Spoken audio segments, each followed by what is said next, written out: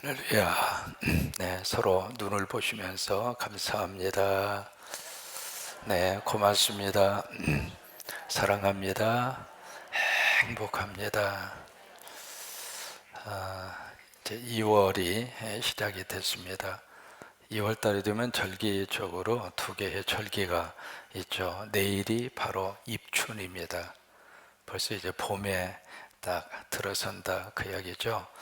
19일이 되면은 웃습니다.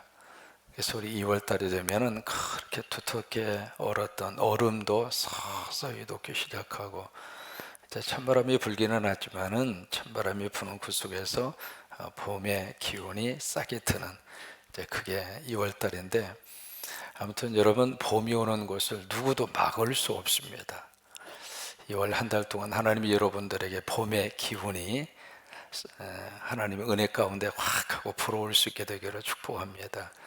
가정에도 봄 기운이 돌고, 코로나의 이 어려움 속에서도 봄 기운이 돌고, 자녀들이 이제 3월달 새 학기 시작하는데 새로운 환경에서도 하나님이 봄 기운을 주시기를 바라고, 사업에도 봄 기운을 주시고, 그냥 아멘하고 볼 일이요. 영적으로도 봄 기운이 돌고, 예배 드릴 때마다 성령의 봄 기운이 있기를 바라고, 그렇게 되시기를 주의 이름으로 축원합니다. 오늘 시편 16편에 보시면은 그 앞에 다윗에 뭐라고 되어 있느냐면 믹담이라고 되어 있습니다. 믹담이라고 하는 이 단어를 정확하게 해석하기가 쉽지가 않습니다. 근데 이제 시편 150편 가운데 이 믹담이라고 하는 말로 쓰여진 시편이 모두 6편이 있습니다. 6편이 이제 믹담이라고 하는 것으로 이제 분류가 되어져 있는데, 이 믹담이라고 하는 말은 두 가지의 뜻이 있습니다. 첫째는 황금이라고 하는 뜻이 있습니다. 그래서 이제 다윗의 믹담이다라고 하는 것은 황금처럼 이 시 자체가 너무 귀하고 소중하다, 그 의미를 가지고 있고, 두 번째 이 믹담이라고 하는 뜻은 돌에다가 새긴다라고 하는 뜻이 있습니다. 그러니까 돌에다가 한 글자 한 글자 새기는 것처럼 마음판에다가 꼭 깊이 새겨서 이 시를 어떤 일이 있어도 잊어버리지 말고 마음판에 간직하고 살아라. 이제 그 두 가지 의미를 가지고 있는 뜻이 믹담이라고 하는 그런 뜻입니다. 오늘 16편에 보시면은 이 전체가 이제 6편이 있는데 56, 57, 58, 59, 60 해서 5편이고, 그 다음에 16편 해서 모두 믹담으로 분류되는 시가 6편입니다. 오늘 이제 16편의 이 배경을 보면은요, 다윗의 삶이 아주 지금 바닥을 치고 있는 삶이에요. 사울에게 지금 쫓기고 있는 그런 신세거든요. 근데 사울이 몇 사람을 이렇게 그 동원을 해서 추적하는 것이 아니라 군인 3,000명을 동원해서 다윗을 지금 쫓고 있습니다. 다윗이 지금 쫓기는 신세죠. 그리고 다윗이 지금 도망자의 신세로 여기 가서 숨었다가 안 되면 저쪽으로 가서 숨었다가, 그런 식으로 해서 쭉 유대 땅에서 숨을 곳을 찾아서 여기 도망 다니고 저기 도망 다니고, 심지어 이제 굴 속에 들어가서 아둘람 동굴 속에 숨기도 하고 엔게디 속에 들어가서 숨기도 하고, 그래서 막 숨어 다니다가 나중에는 결국에 가서는 이 땅에는 숨을 곳이 없구나 해서 국경을 넘어섭니다. 근데 그곳이 어디냐면 자기가 원수로 알고 죽였던 골리앗의 고향 블레셋의 가드라고 하는 지역으로 숨어 들어갑니다. 내가 국경을 넘었으면은 사울이 여기까지는 추적하지 못하겠지 생각하고 궁여지책으로 가드까지 숨어 들어간 거죠. 거기서 무려 16개월 동안 다윗이 피난자, 도망자의 삶으로 그곳에서 숨어서 삽니다. 그래서 이제 그 과정을 쭉 이렇게 겪으면서 다윗이 깨달아요. 과연 내가 숨을 곳이 어디 있는가? 과연 이 땅에 살면서 나를 보호해 줄 만한 보호막이 무엇인가? 이 땅에 살면서 내 생명 하나를 의지할 수 있는 의지의 대상이 누구인가? 그 질문과 함께 1절에 고백이 나옵니다. 뭐라고 고백을 하는가? 1절을 같이 한번 보시겠습니다. 고백하십니다. 하나님이여 나를 지켜 주소서. 내가 주께 피하나이다. 거기서 다윗은 깨닫습니다. 나를 지켜줄 분은 하나님이시구나. 2월 한 달 동안 하나님이 우리를 지켜주시기를 축복합니다. 건강도 지켜주시고 우리 가정도 지켜주시고 우리 자녀손들도 지켜주시고 우리 자녀들 여러 군데 이곳저곳에 흩어져 살고 있을 터인데 눈동자처럼 하나님이 꼭 지켜주시고 우리의 믿음의 삶도 지켜주시고 우리나라도 지켜주시고 코로나로부터 지켜주시고 이게 다윗이 거기서 깨닫는 거예요. 나를 지켜줄 분은 하나님이구나. 그 삶의 환경 속에서 그 가장 힘들고 어려움 속에서 다윗은 그 깨달음을 시편 16편 가운데 그렇게 고백을 하고 있는 겁니다. 그러면서 내가 누구에게 피하는가? 내가 주님에게 피하겠습니다. 그래서 2절 말씀에 참 멋진 고백을 두 가지로 고백을 하십니다. 2절에 보시면 함께 고백하십니다. 내가 여호와께 아뢰되 주는 나의 주시오니 주 밖에는 나의 복이 없다 하였나이다. 여기 여러분 인칭을 보시면 모두가 다 1인칭입니다. 1인칭 고백을 하는데 두 가지로 고백을 해요. 첫째로 하나님은 나의 주님이십니다. 하나님은 나의 복이십니다. 그 두 가지로 고백을 하는데 여러분 이 1인칭으로 고백했다는 것은 다윗이 하나님과의 관계 속에서 구체적인 경험과 그리고 체험이 있었다고 하는 거예요. 우리가 막연하게 하나님은 우리의 주님이십니다. 하나님은 우리의 복이십니다. 그렇게도 고백할 수 있잖아요. 안 그래요? 다윗은 아주 구체적으로 하나님이 나의 주님이 되시고 하나님이 나의 복이 되시고 그래서 1인칭으로 하나님이 나에게 그렇게 다가온 거예요. 우리가 하나님에 대한 개념이 굉장히 추상적입니다. 그래서 머릿속에서만 뱅뱅뱅 돌 때가 있습니다. 근데 어떤 사건을 통해서 하나님을 경험하잖아요. 그러면 그 하나님이 멀리 계시는 분이 아니라 가장 가까운 분에 가장 깊은 관계 속에서 그래서 그 하나님이 나의 아버지가 되신다고 하는 이 사실이 그냥 믿어지는 거예요. 그 하나님이 나의 주님이 되시고 그 하나님이 나의 복이 되시고 근데 이 복이라고 하는 말이 히브리어로 보시면 참 재밌게 그렇게 되어져 있습니다. 복이라고 하는 말이 대표적으로 크게 두 가지입니다. 바라크라고 하는 말이 있고요. 그 다음에 토브라고 하는 말이 있습니다. 그러니까 이게 두 개의 단어로 복이라고 하는 말을 그렇게 표현을 하고 있는데 오늘 시편 16편에서 나오는 그 복, 그 히브리어는 바라크가 아니라 토브입니다. 이 바라크로 표현하는 이 복이라고 하는 것은 일반적인 복이에요. 새해 복 많이 받으세요. 그게 다 바라크입니다. 그러니까 풍성하게 되고 뭔가 내가 원하는 것을 채우고 그것은 히브리어로 다 바라크예요. 근데 이 토브라고 하는 말은 좋다라고 하는 뜻입니다. 그러니까 이것은 일반적인 복이라면 이 토브로 표현되어져 있는 이 복이라고 하는 것은 모든 면에 있어서 내 삶 속에 가장 필요적절하고 내 삶 전체를 다 좋게 만들어주는 복을 토브라고 그래요. 어떤 경우에는 이 바라크라고 하는 복은 그 복을 받으면 우리 가정이 행복할 줄 알았는데 신기하게도 그 복을 받기는 받았는데 가정이 힘든 경우가 있어요. 그건 일반적으로 바라크라고 합니다. 근데 여기 2절에서 말씀하시는 이 토브라고 하는 말은 그게 아니거든요. 받으면 받을수록 가정이 행복해요. 받으면 받을수록 우리 인간관계가 더 아름답게 하나로 만들어지는 그걸 토브라고 하는 그 복으로 그렇게 표현을 합니다. 여기 다윗은 그 토브가 누구인가? 주님이라 이 말이에요. 근데 이 부분을 영어 성경에 보시면 그렇게 되어 있습니다. You are my happiness. 여러분 happiness라고 하는 말은 행복이라고 하는 뜻이잖아요. 하나님이 나의 행복이십니다. 한번 해보실까요? 하나님이 나의 행복입니다. 이게 사람이 말이죠. 인간관계 속에서 몇 가지 단계를 그렇게 거쳐갑니다. 부부간에도 마찬가지예요.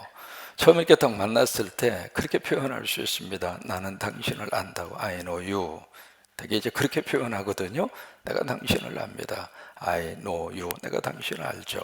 그 다음에 알고 있는 이 단계가 조금 발전이 되면 I like you. 내가 당신 좋아합니다. 그래서 안다고 하는 단계에서 좋아하는 감정으로 발전이 돼요. 그 다음에 세 번째는 좋아하는 감정이 사랑의 감정으로 바뀌어지죠. 그래서 I love you. 내가 당신을 사랑합니다. 근데 그 단계에서 하나 더 올라갑니다. 그것이 바로 뭐냐면 I am happy for you. 나 당신 때문에 행복합니다. 그래서 처음에 I know you. 내가 당신을 알아요. 그 다음에 좋아해요. 그 다음에 사랑해요. 그 다음에 마지막에 내가 당신 때문에 행복해요.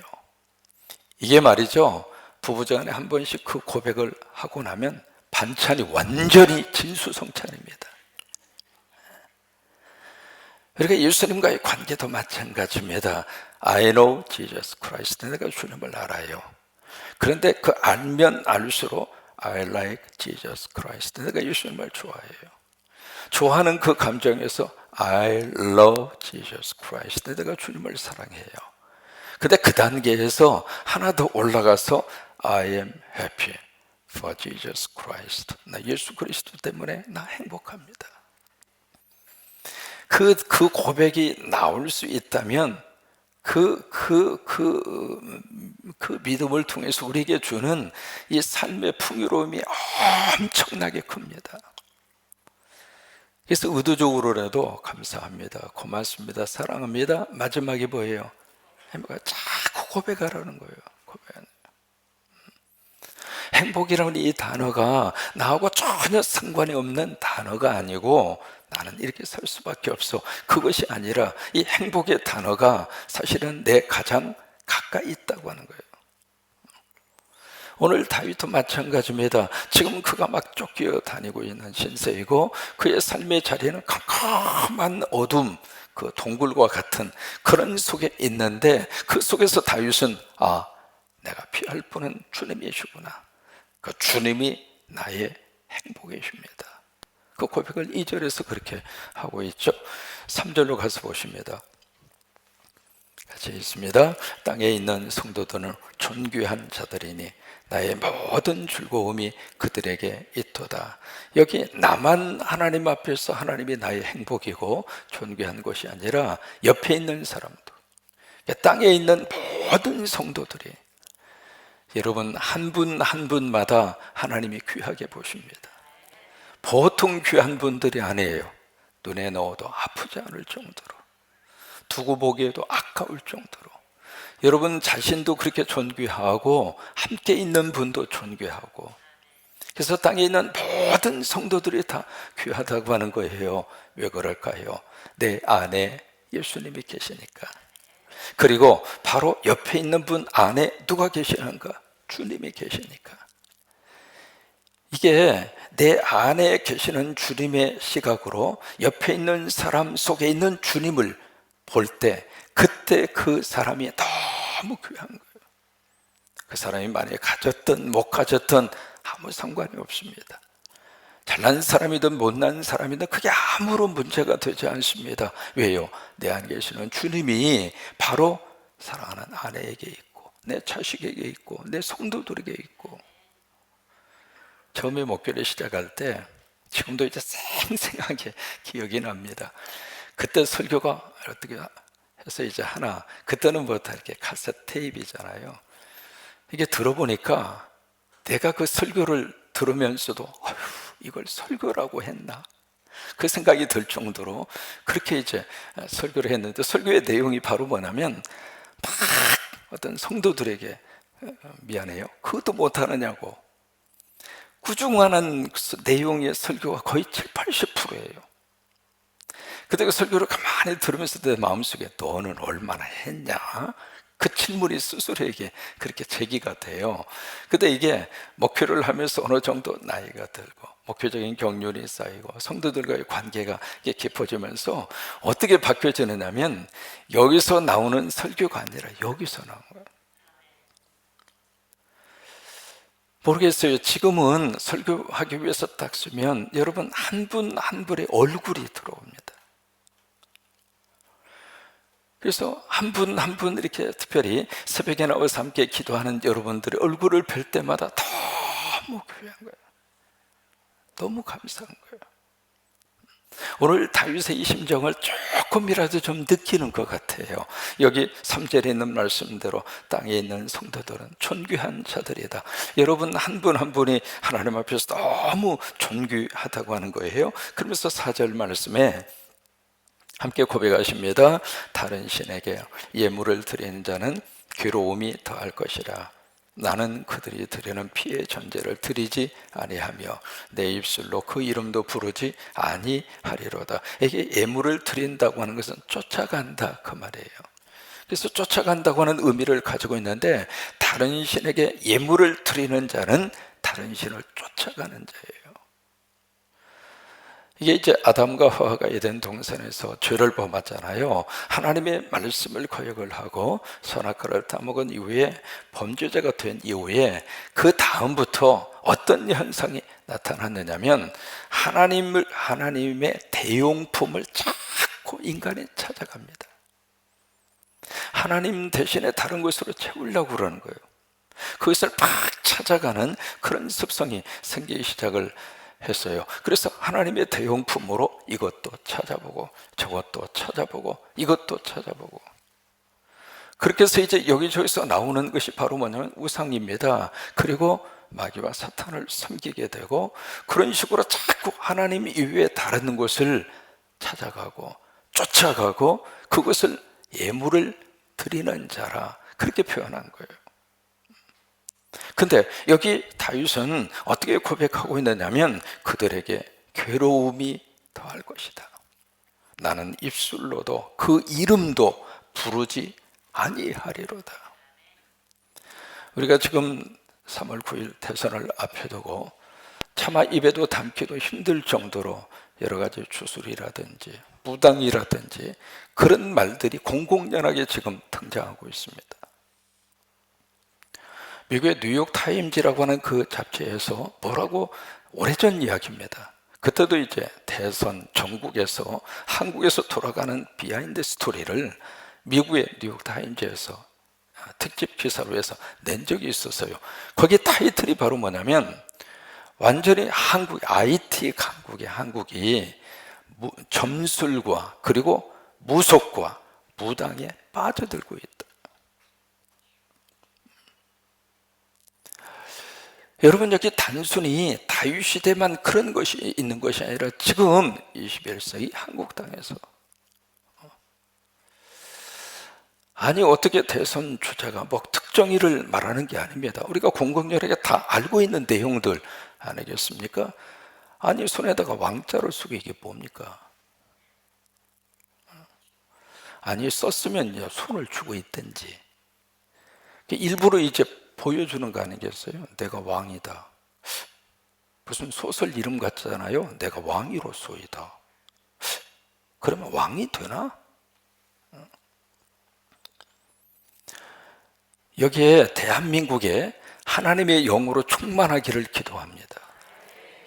그러니까 다른 신에다가 예물을 드리는 자, 다른 신을 쫓아가는 자, 우리가 점집에 가서 복채를 주잖아요.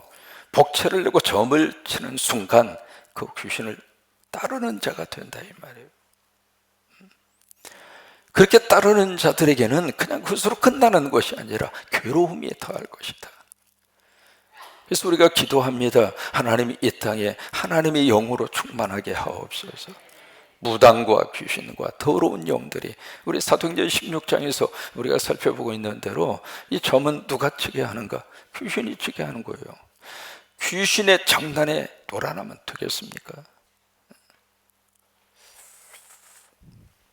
그래서 다윗은 여기 4절에서 나는 내 입술로 그 이름도 부르지 아니하리로다.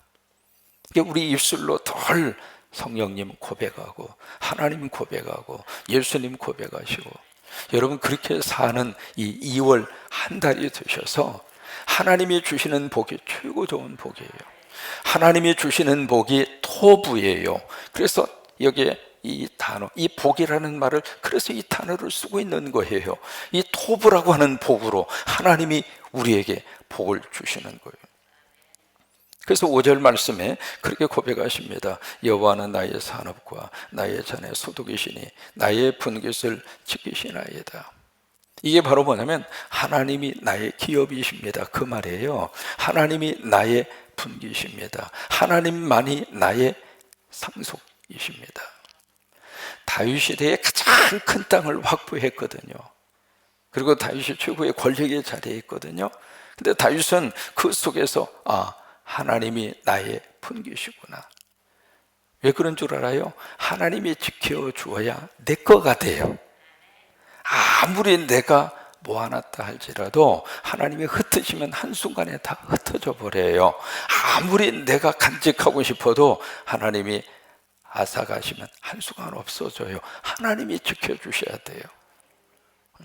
하나님이 건강도 지켜주셔야 되고, 가정도 지켜주셔야 되고, 그리고 우리의 미래도 지켜주셔야 되고. 지난번 우리가 비대면 예배를 드리면서 그런 생각을 한번 해봤어요. 이 성전에 그렇게 꽉 있었던 성도들이 하나도 없는 거예요. 그러면서 순간적으로 그런 생각이 들었어요. 매 예배 때마다 하나님이 보내시지 않으면 올 수 있는 성도가 없구나. 하나님이 지켜주셔야 돼요. 다윗은 자기가 그렇게 많은 땅을 확보를 하고 권력을 튼튼하게 하면서 그 자리까지 올라갔지만 하나님이 지켜주지 않으면 아무것도 아니구나. 그 깨달음을 가지고 하나님이 나의 기업이구나. 그 믿음의 고백을 가지고 살았던 사람들이 누구냐면 레위 사람들이에요. 그래서 레위 사람들은 땅을 분배받지를 않았습니다. 왜? 하나님이 기업이니까. 그러니까 하나님 모시고 사는 사람은 여러분 기업을 가지고 계시는 거예요. 하나님이 나의 기업이라고 하는 거예요. 6절에 내게 줄로 죄어준 구역은 아름다운 곳에 있으며 나의 기업이 실로 아름답도다. 그러면 다윗이 살았던 그 땅이 얼마나 아름다워서 이렇게 고백을 할까? 그거 아니에요. 장소적인 문제가 아니라 다윗과 함께 하시는 하나님 때문에. 그래서 초막이나 궁궐이나 내주에서 모신 곳이 그 어디나 하늘나라예요. 2월 한 달 그렇게 사시기를 축복합니다. 그 다음에 7절 함께 고백하십니다. 나를 훈계하신 여호와를 송축할지어다. 밤마다 내 양심이 나를 교훈하도다. 이 양심이라고 하는 말은 심장이라고 하는 뜻이에요. 심장, 마음, 그 뜻이거든요. 심장과 마음이 내 속에서 밤마다 교훈을 해요. 그럼 왜 밤마다 나를 교훈할까? 그 이야기는 항상 교훈한다 그 말이에요. 여러분 심장을 가만히 이렇게 손을 대고 있으면 뭐라고 그러는 줄 알아요? 네 힘으로 사니 내가 띄워주니까 살지. 나는 가만히 있어도 이 심장은 계속 띄워주잖아요. 근데 신기해요. 심장의 이 박동과 심전도를 검사를 하면 어떻게 되어져 있느냐면 이렇게 뛰어요. 한번 뛰잖아요. 몇 바퀴 뛴다. 그렇게 하죠. 그 다음에 바로 이어서 몇 바퀴 뛰는 것이 아니라 조금 쉬어요. 쉬었다가 다시 이렇게 뛰어요. 그 다음에 조금 쉬었다가 이렇게 다시 이렇게 뛰어요. 이 심장이 1년 365일 한 1분 1초도 안 쉬고 뛰는 게 아닙니다. 쉬어요. 근데 그 쉬고 있는 그 잠깐 동안에 그 시간에 이렇게 합치면 평균적으로 사람이 70년을 산다면 심장이 멈춰 있는 시간이 의외로 많습니다. 참 신기합니다. 여러분 심장이라 할지라도 잠깐 쉬어야 돼요. 안 쉬면 안 돼요. 그래서 심장이 계속해서 이렇게 움직일 수 있도록 잠깐 동안에 쉼을 주시는 거예요. 쉼을. 또 하나, 우리는 편히 쉬고 편히 잠을 자지만 심장도 잠잡니까? 하루 8시간 뛰었으니까 내가 딱 침대에 들어가는 순간 심장도 나도 좀 쉬자. 그래서 심장이 쉬어버리면 어떻게 돼요? 이 심장이 밤마다 나를 교훈한다는 이 다윗의 깨달음 속에서 내 생명이 나에게 있는 것이 아니구나. 심장이 뛰어주니까 우리가 사는 거죠. 이제 그 깨달음을 다윗이 여기서 고백을 하고 있습니다. 자, 8절입니다. 내가 여호와를 항상 어디에 모셔요? 앞에다가 모세요. 그러니까 하나님을 앞에다가 모신다는 이야기는 순종입니다. 내가 순종하고 가겠습니다. 하나님을 앞에 탁 모시고 하나님이 가는 대로 내가 가겠습니다. 그 이야기거든요. 순종을 의미하는데, 그 다음에 그가 나의 어디에 계시냐면 오른쪽에 계십니다. 오른쪽이라는 이야기는 하나님의 능력을 의미합니다.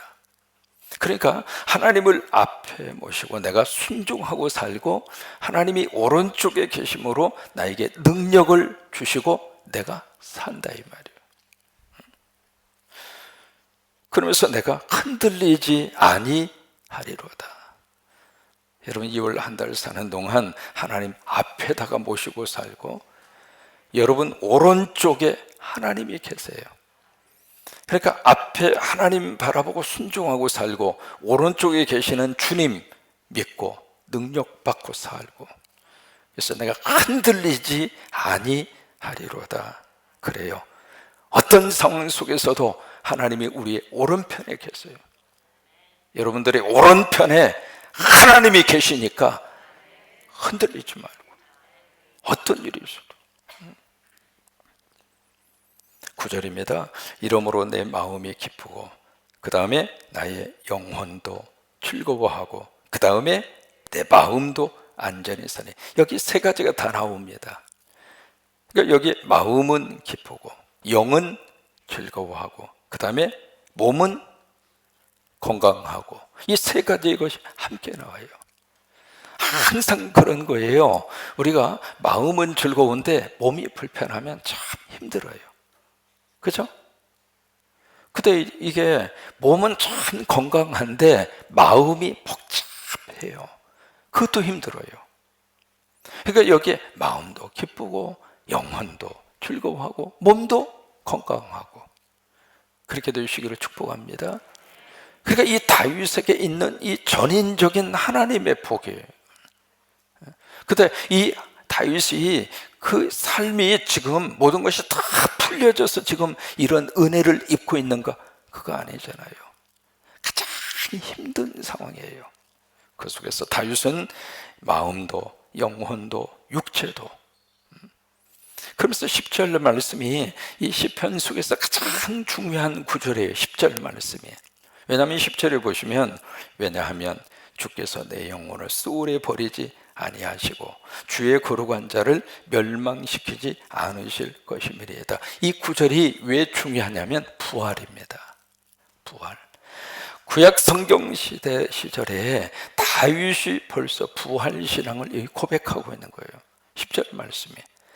그래서 16편 말씀을 믹담이라고 그런 거예요. 믹담. 믹담. 그 속에서 다윗은 부활의 신앙을 10절에서 11절에서 그렇게 고백을 하고 있습니다. 그래서 마지막 11절 함께 있습니다. 주께서 생명의 길을 내게 보이시리니 주의 앞에는 충만한 기쁨이 있고 주의 오른쪽에는 영원한 즐거움이 있나이다.